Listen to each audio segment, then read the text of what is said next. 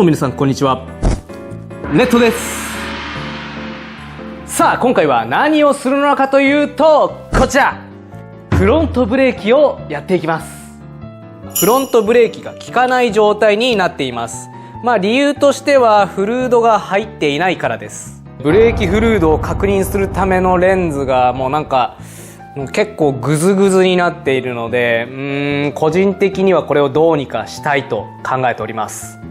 そしてこれがフロントのブレーキキャリパーなんですけど、マスターシリンダーが今動いてない状態なので、ちゃんとブレーキが効くのかが分かりません。なので一旦取り外してオーバーホールをしていきます。そしてですね、車外ハンドルになっていて、本来は多分ここら辺にあるんですけど、今がこの横長まっすぐのね状態のハンドルなので、ついでにねハンドルも交換していきます。それではフロント周り作業レッツスタート。現在ブレーキの利きがわからないのとハンドル周りが好みじゃないので改善をしていきます。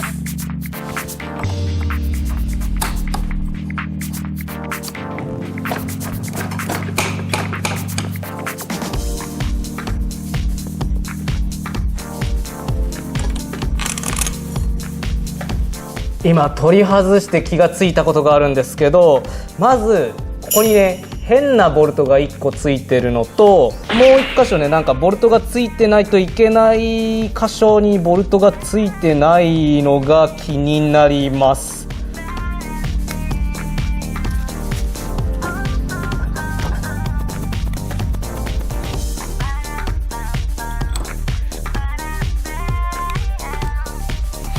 めちゃくちゃすり減っています。もうほとんどないですね。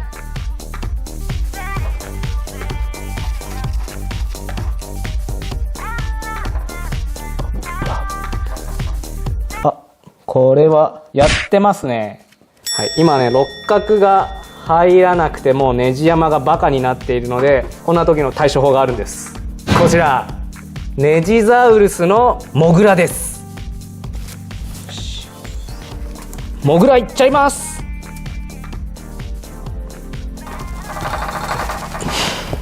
一回万力に挟みます。硬い。しっかり固定してやったぜ。これやべえ。これやべえ。回んねえな。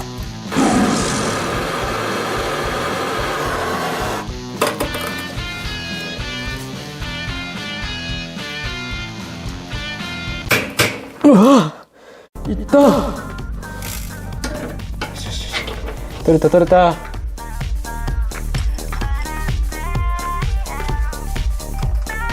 取れた。それではエアーを送ってピストンを取り外していきます。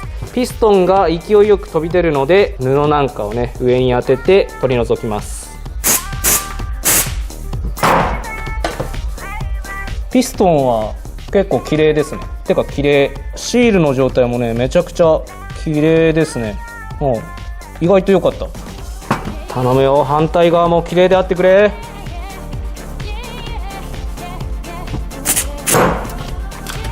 ピストンの状態いいですね。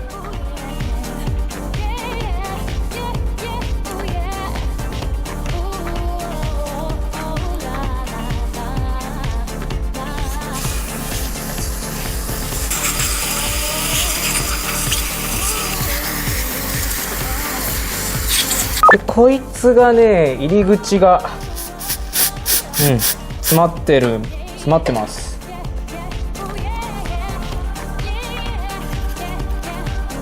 めっちゃ出るようになった。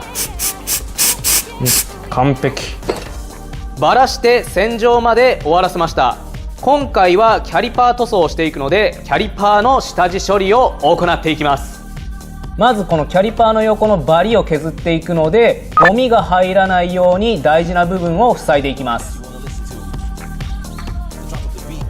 アルミテープで大事な部分を保護しました。では表側を削っていきます。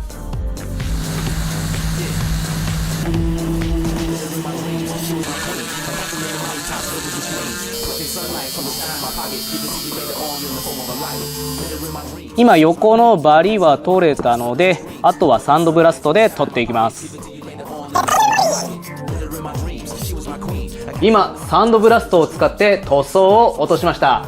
そして表面をよーく見ると若干ザラザラしているので、プラサフを使ってこのザラザラを埋めていきます。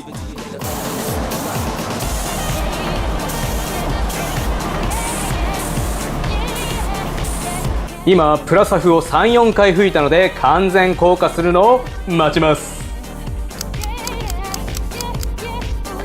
今プラサフが完全硬化したのでペーパー旋盤を使って表面を整えていきます。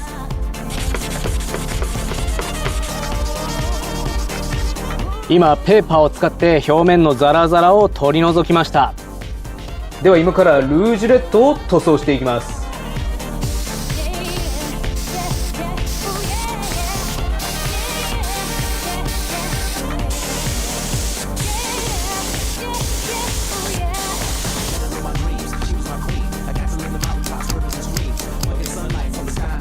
レッドカラーが乾燥いたしました。そしてここにグリメカのロゴがあるので下地が出てくるまで削っていきます。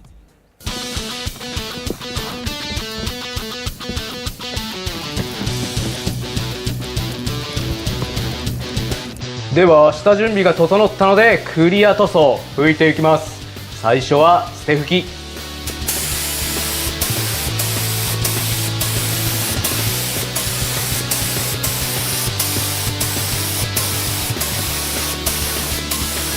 今捨て拭きができたので10分から15分ほど乾燥させていきます。今半乾きになったのでツヤを出すように本塗装をしていきます。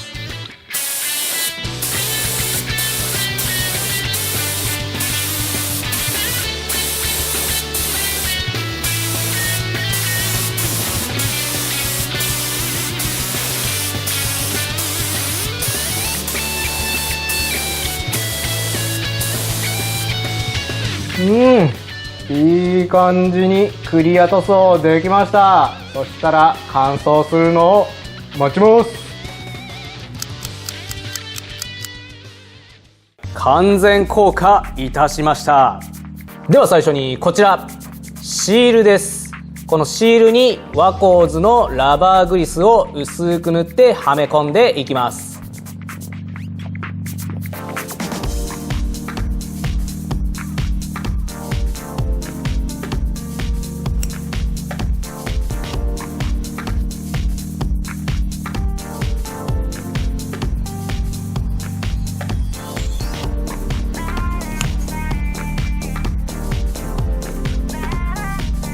ピストンには裏と表があるのではめる向きを間違えないように取り付けていきます。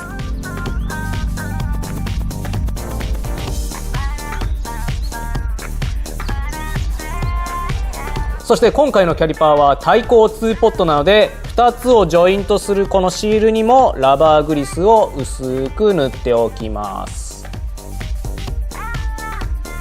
そしてブレーキパッドとピストンが接触するところにこちらディスクパッドグリースを塗っておきます。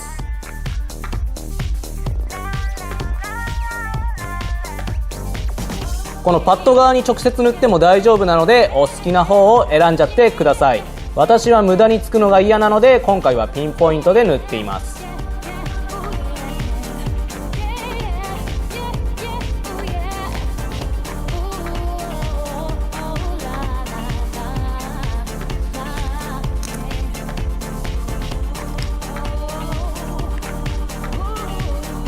そして設置する面にディスクパッドグリースを塗っておきます。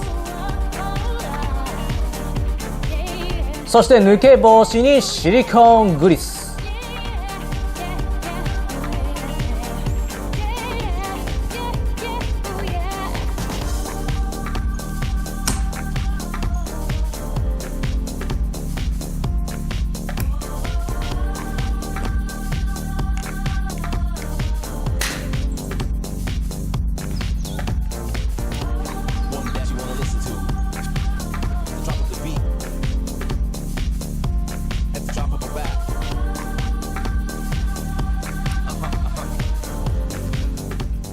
よっしゃ。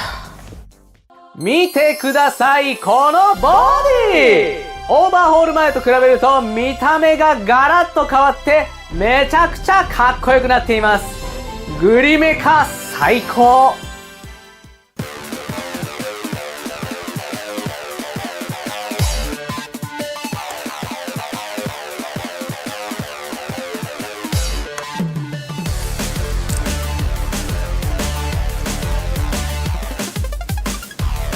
そしたら次にハンドル周りも交換していきます。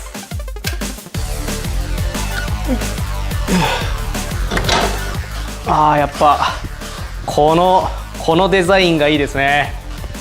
そして今回新たに取り付けていく汎用のクラッチレバー、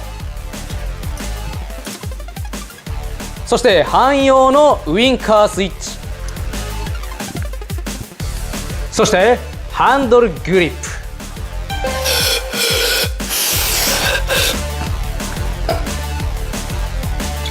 はい。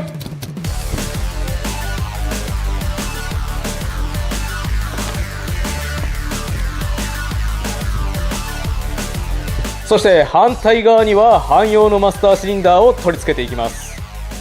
デザインかっこいいね。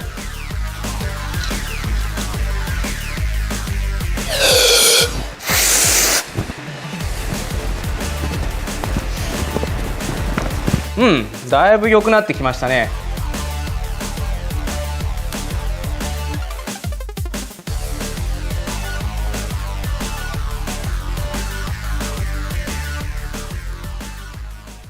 ではブレーキフルードを補充していくので、このマスターシリンダーをできるだけ水平な状態にセッティングします。そしてブレーキフルードが周りに飛び散る可能性があるので、周りを保護していきます。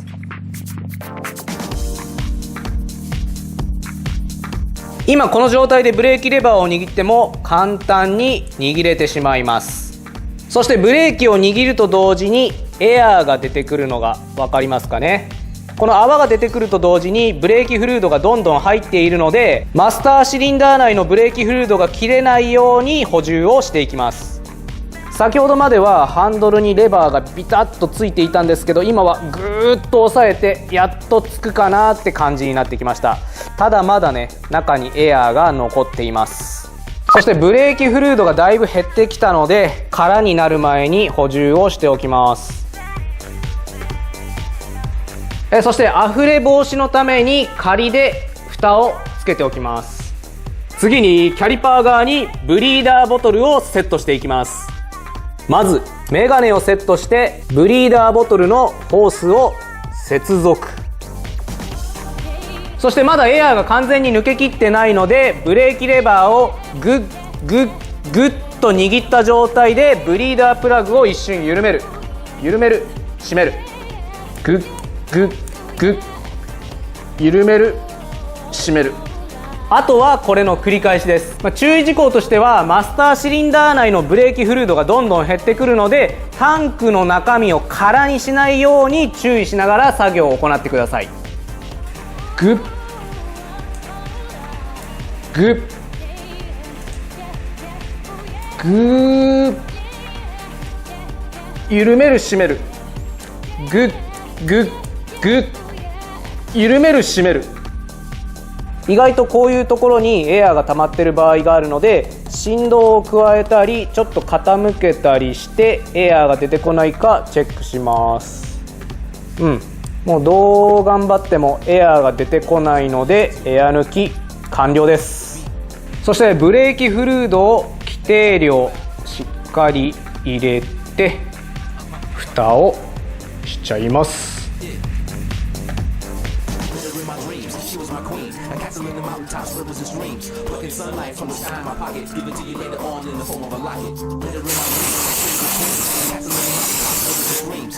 実際にブレーキを握ってみて漏れがないか確認していきます。グッグッグー。漏れはなさそうです。 OK。 最初はグリップにレバーがひっつかなかったんですけど、ブレーキフルードが入ったことによってもう全くつく感じがありません。超硬い。そして今回取り付けたレバーが可変式のレバーで、ここを調整することによって距離がね変化します。なので自分の手のサイズに合った距離に調整することがっていきます。ピタッピタッ、しっかりブレーキが効いていることが確認できました。